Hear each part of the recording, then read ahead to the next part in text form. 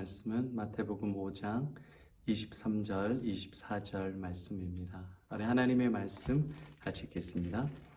그러므로 예물을 제단에 드리려다가 거기서 내 형제에게 원망 들을 만한 일이 있는 것이 생각나거든 예물을 제단 앞에 두고 먼저 가서 형제와 화목하고 그 후에 와서 예물을 드리라. 아멘. 오늘도 예수님의 은혜와 평강이 넘치기를 축복합니다. 오늘 말씀을 통하여서 화목을 선택하다 라는 제목으로 하나님의 말씀 증거하도록 하겠습니다.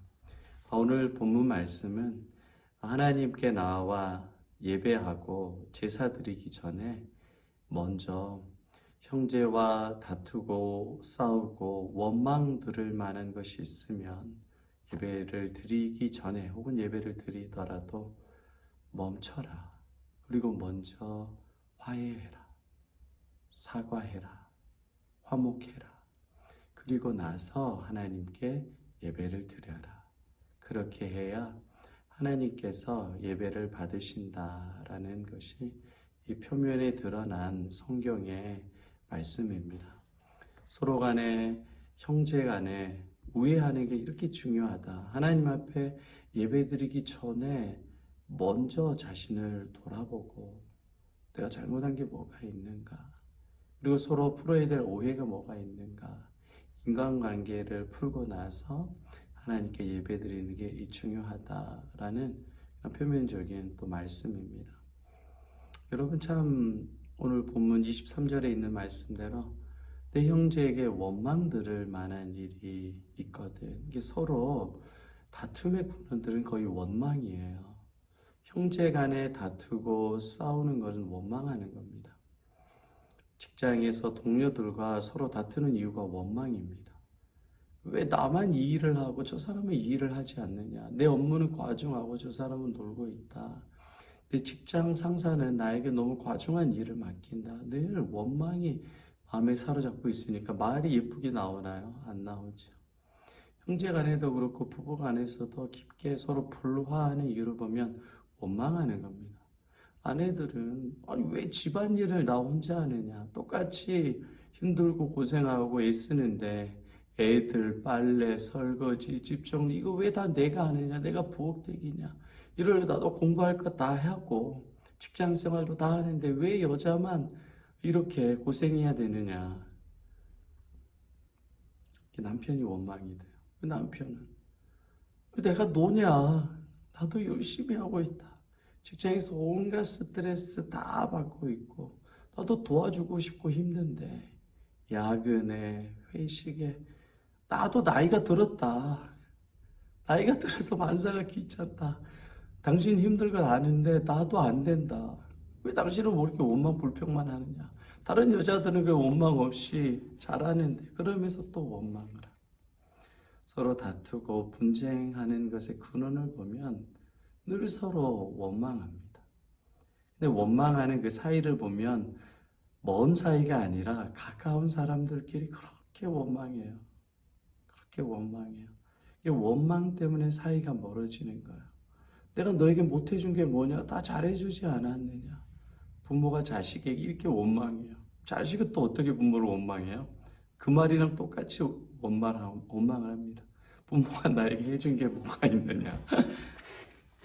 그러니까 여러분, 인생은 타락한 이후에 늘 원망으로 살아가는 거예요. 원망으로 관계가 깨지는 겁니다. 여러분, 근데 이게 제일 가까운 사람들끼리 원망으로 관계가 깨지거든요. 여러분들은 도대체 어떤 관계가 깨져 있어요? 그 관계를 어떻게 회복해야 되겠어요? 이게 어려워요. 인간의 힘으로는 서로 원망하고 있는데 그 오해를 자꾸 풀려고 하잖아요. 인간적으로 안 풀어집니다. 더 꼬여요. 내가 피해자 의식을 가지고 있기 때문에 내가 피해받았는데 네가 먼저 사과해야지. 아무도 사과 안 해요. 화목하는 게 이렇게 어려워요. 특히 가까운 사람들일수록 더 자존심이 많이 있기 때문에 말로써 화해를 할 수 없습니다. 예수님께서 뭐라고 말씀하느냐. 예배 드리기 전에 먼저 그 원망하는 관계가 있거든 풀고 화해하고 화목한 다음에 제사를 드리고 예배를 드려라. 그래야 내가 그 예배를 받겠다. 여러분, 가장 중요한 이 원망은 어떤 거냐면 가장 가까운 관계가 깨어져 있는데 그거는 인간의 관계가 아니라 하나님과 인간의 관계가 깨어져 버렸어요. 죄로 인해서 깨어져 버렸습니다.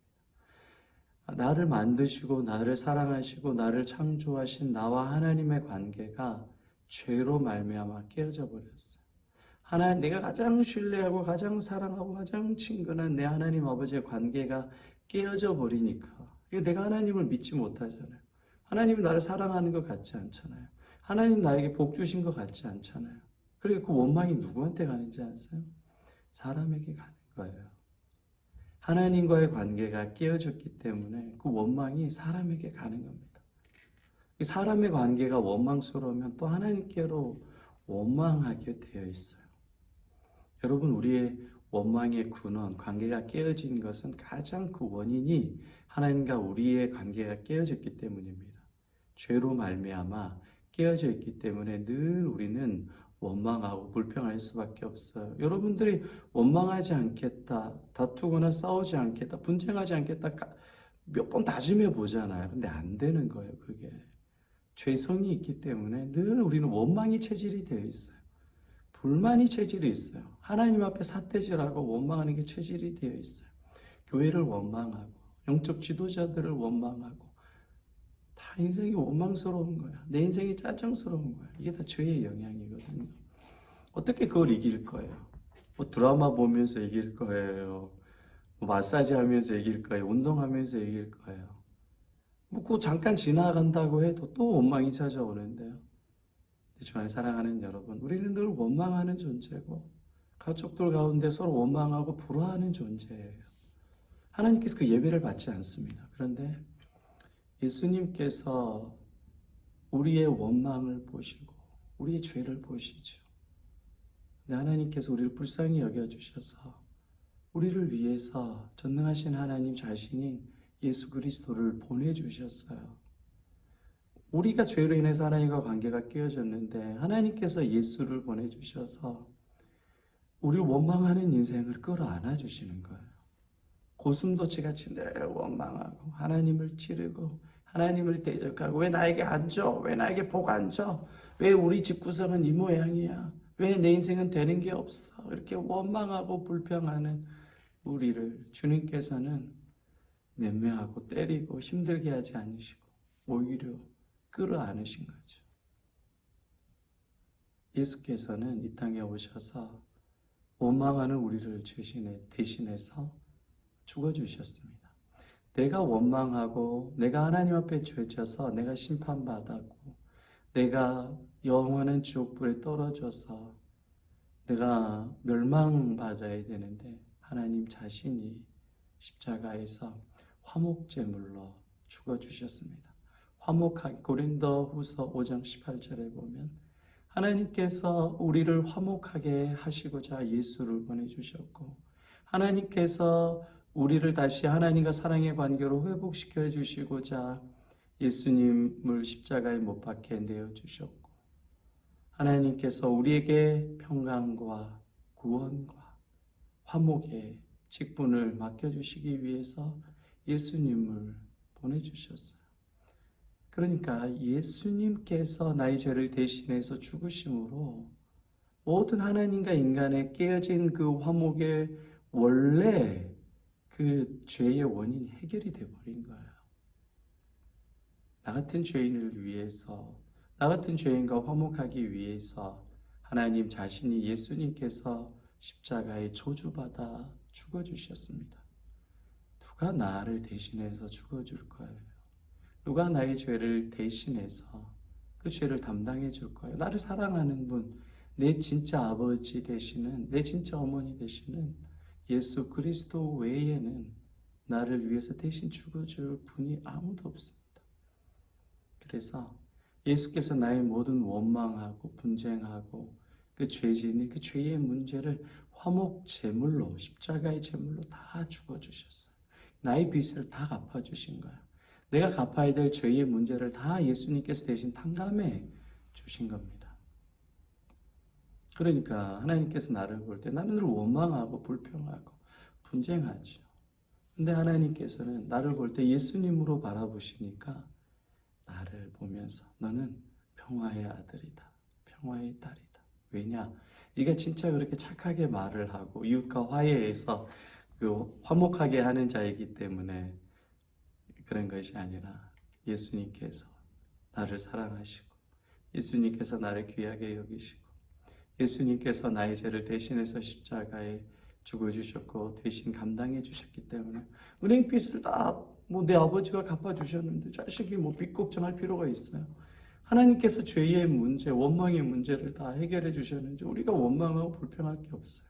그 죄 짐이 가벼워지고 나 같은 죄인을 향한 하나님의 화목의 사랑이 밀려올 때에 진짜 화목하게 하는 자로 바뀌게 됩니다. 그거 없이요. 그러한 고민 없이 화목하게 해야 돼. 예배 드리기 전에 남편이랑 싸운 것 회개해야 돼. 예배 드리기 전에 자네한테 잔소리했던 거 회개해야 돼. 이런 윤리적이고 도덕적인 관점으로만 성경을 바라보면 우리는 평생 하나님께서 주시는 화목과 평강을 누리지 못하고 여러분이 이전과 같이 살았던 불안과 걱정, 근심으로 살아가게 돼요. 그러니까 여러분 오늘 늘 사람들과 분쟁이 있었고 불화하는 우리 인생이지 않았습니까? 그런데 하나님께서 예수님을 통해서 우리에게 화목을 주셨습니다. 그 예수님을 믿으십시오. 그 예수님으로 감사하십시오. 그래서 참 그 예수님을 생각할 때마다 여러분 마음가운데 평안이 넘치고 기쁨이 넘치고 소망이 넘치고 생명이 넘치고 지혜가 넘치잖아요. 그럼 남편은 어떻게 보겠어요? 이전에는 때려 죽이고 싶고 남편이 아주 그냥 못마땅했어. 남편은 아내에게 다른가요? 똑같이 서로 보는 눈은 같아요.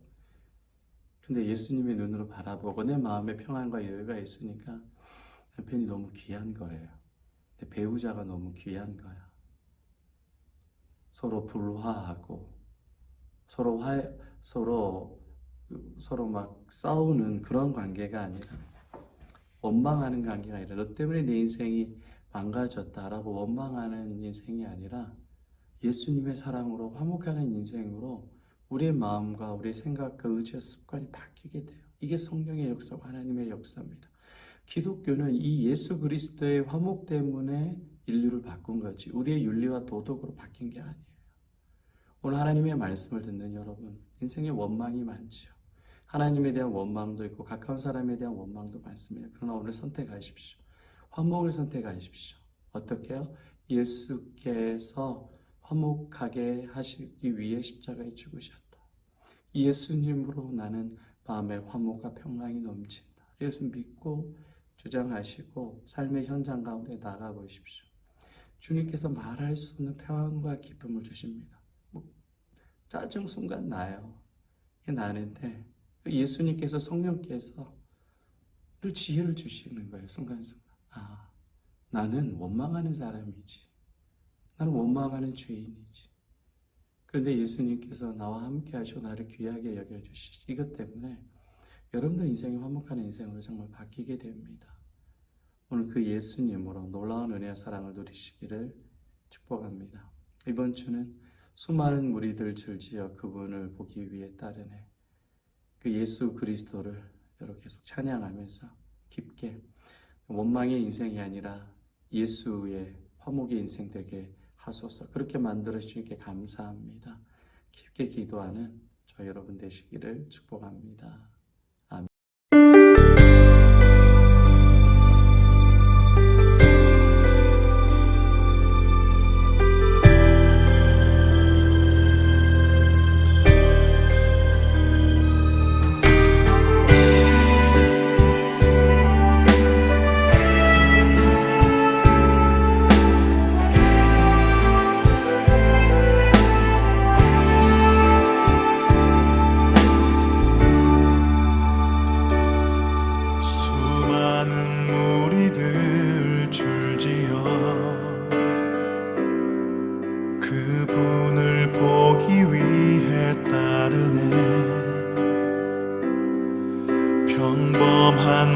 구주이신 그분 앞에 모든 무릎이 꿇어 경배하네. 모든 문제들 하나하나 죽음까지도 힘을 잃고 생명의 근원 되신 예수 이름 앞에 모든 권세들 굴복하네.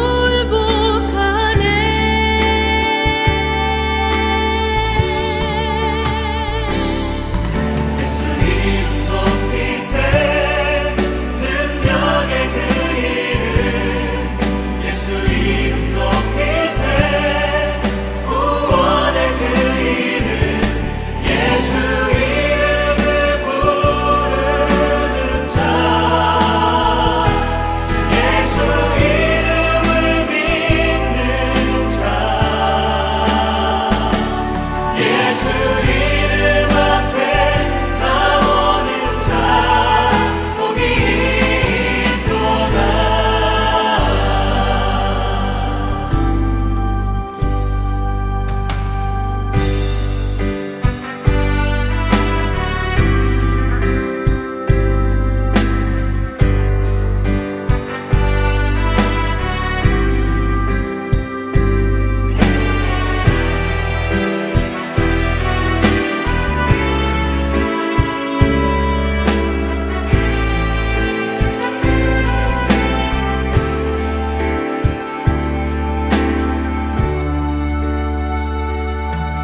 나의 계획이 실패하고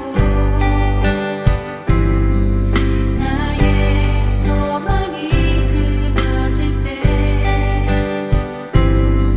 삶의 주관자 되신 그분 앞에 나의 무릎을 꿇어 경배하네.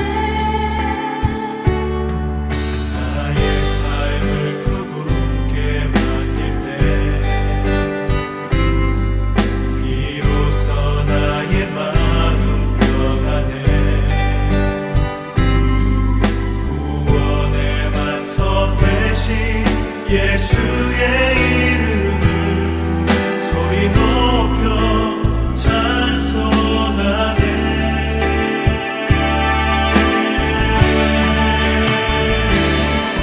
예수 이름 높이세 능력의 그 이름 예수 이름